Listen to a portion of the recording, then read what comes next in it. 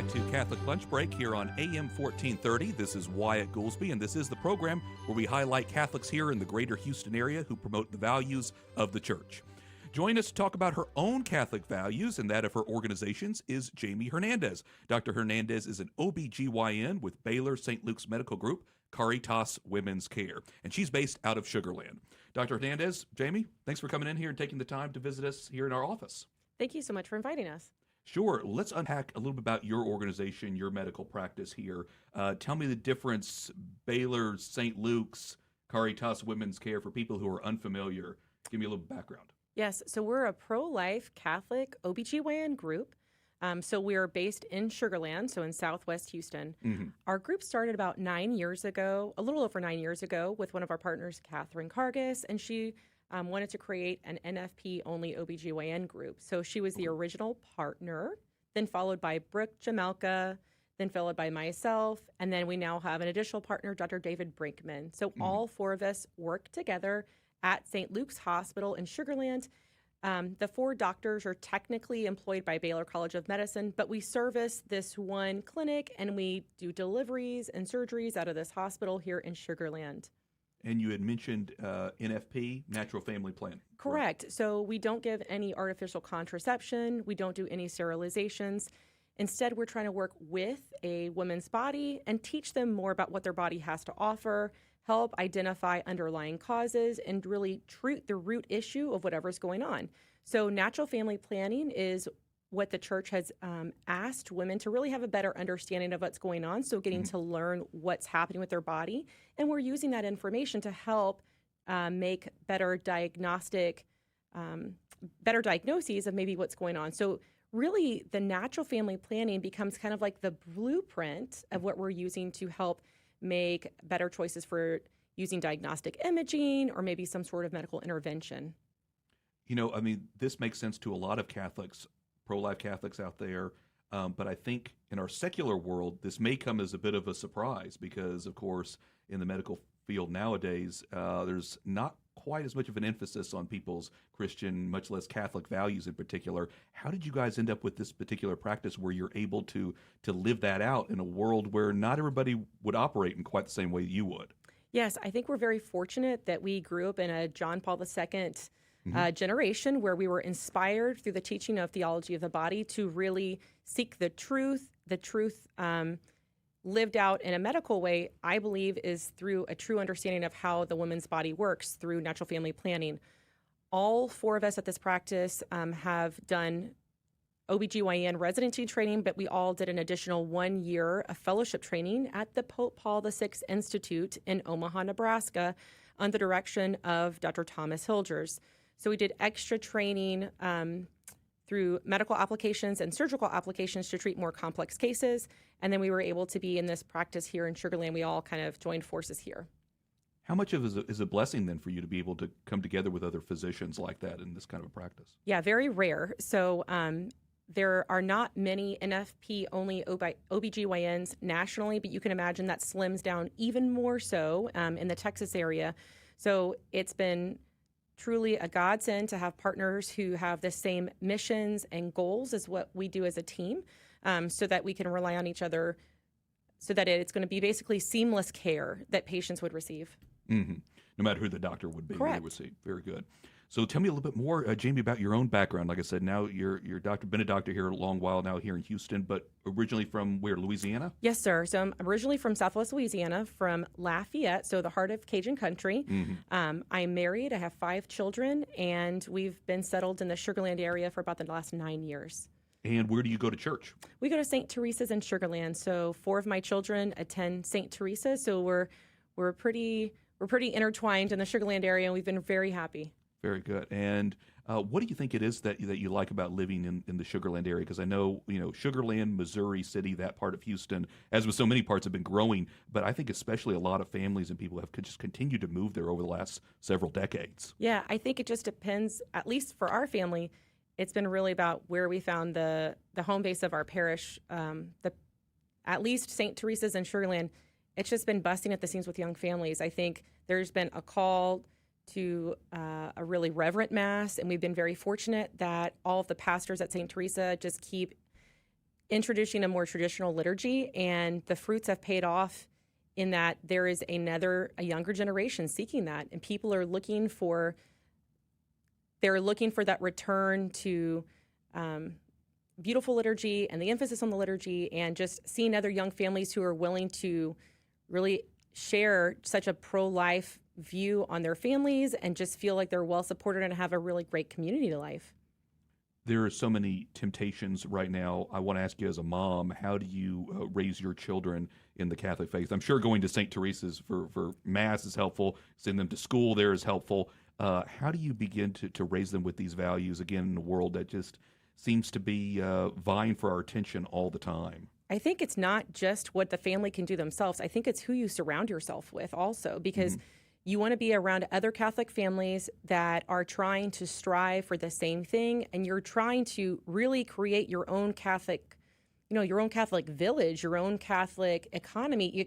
You want your life permeated by those who are seeing those same values. Yes, we live in a world where we're not going to be able to always interact with just people of one specific faith denomination, but really it'll color your view of how you interact with everyone else. So our own children see us with other parents who are struggling to live their life out and make choices, striving for the good, the holy, and the beautiful.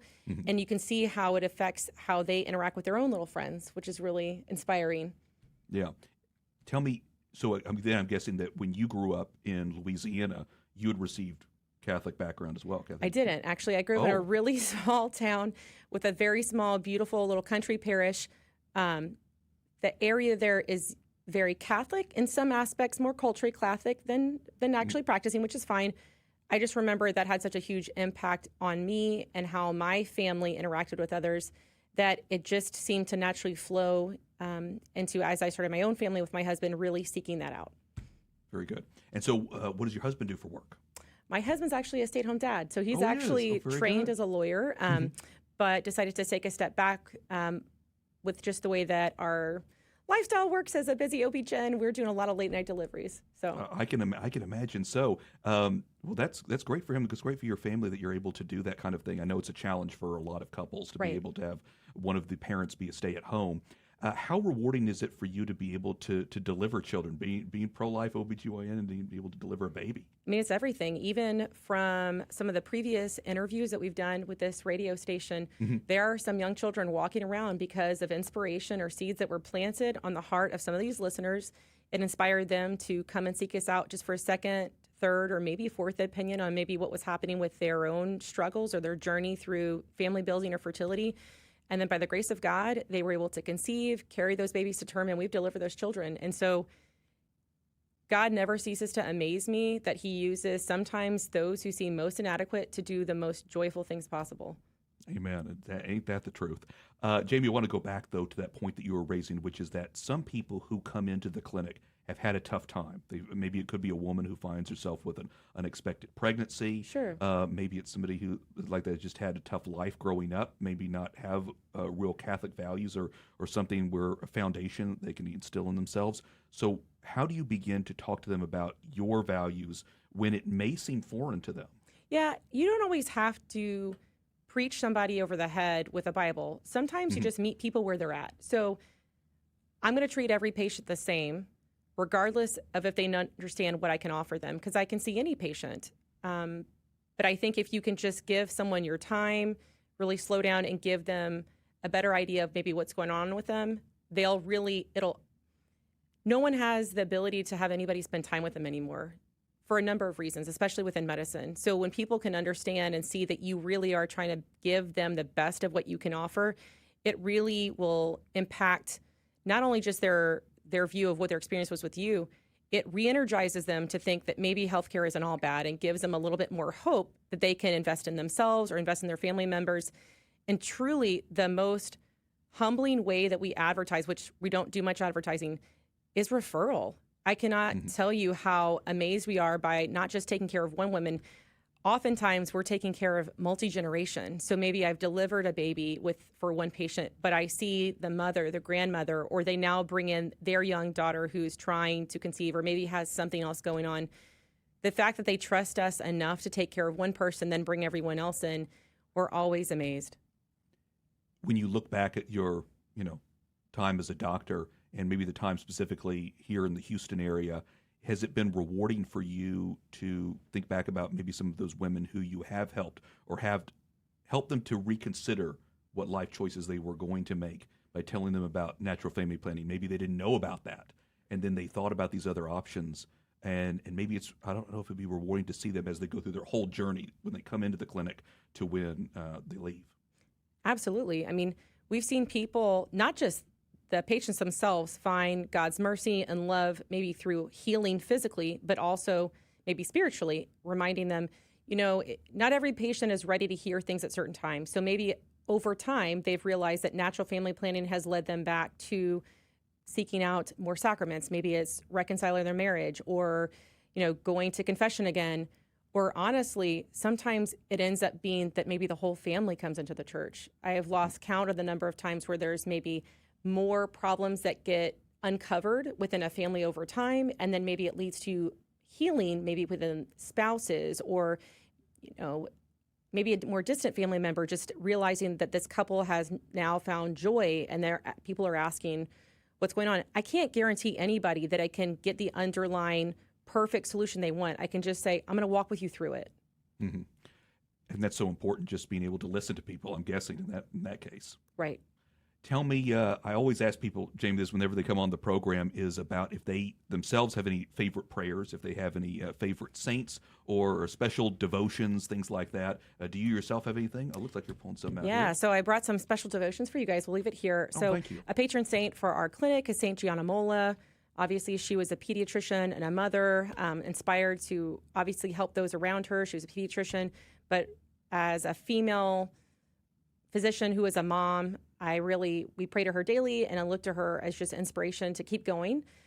We also have a very close saint for our patron saint for our office with a relic in the office at all times is Saint Marie Goretti. Mm-hmm. So she herself had a beautiful life, but at the very end was murdered, unfortunately. But she, through her sacrifice and honestly probably a great person to pray to for surgical recovery, because she went through surgeries herself without anesthesia. We pray to her often when we ourselves are having to perform surgeries for patients, asking for her intercession. Maria Goretti, an example of a strong woman, for That's sure. Exactly right. Absolutely. That's fantastic. I appreciate your bringing that in here, by the way. Again, just want to reiterate, Dr. Jamie Hernandez, you're also potentially open to new physicians to join the practice. Right. So unfortunately, one of our partners, Dr. Caritas, is going to be leaving the practice at the end of this year. She's going to go to a different practice style, which is called an OB laborist. So she won't be part of our group. She will be operating out of a different facility. Mm-hmm. However, we are hopefully interviewing and hiring more doctors. So I'm actually here to ask for your prayers for our group, Caritas Women's Care. We're praying for discernment and for God to place on these young physicians' heart future partners that could come and help us. Our goal is obviously to serve the greater Houston area, but we have a lot of patients that drive from very far away, whether it's out of state or in another city, just to try to help meet the needs of where they're at, whether that's infertility related or just great women's health care. Very good. So again, Caritas Women's Care. We'll also post that on our Facebook page as well as this video when we post it on YouTube as well. Jamie, give me the website if people want to learn more. So if you could just go Google Caritas, Caritas, Women's Care, Sugarland, it should be the first link that comes up. Very good. Caritas Women's Care in Sugarland. Very good. Well, like I said, so much to talk about, Jamie. If we had more time, I'd talk to you all about St. John Paul II, but we don't. We'll have to have you back at some point. We can talk more about all of that as well as the pro-life groups that you're a part of. But we'll wrap it up for right now. Dr. Jamie Hernandez, again, St. Luke's Medical Group, Caritas Women's Care in Sugarland. Thank you so much for coming on here. Really appreciate it. Thank you, guys. God bless. And coming up after the break, a conversation with two of the basketball coaches at St. Thomas High School, including one of those who used to play for the Houston Rockets and Matt Maloney. Stay with us. We'll be right back here on AM 1430.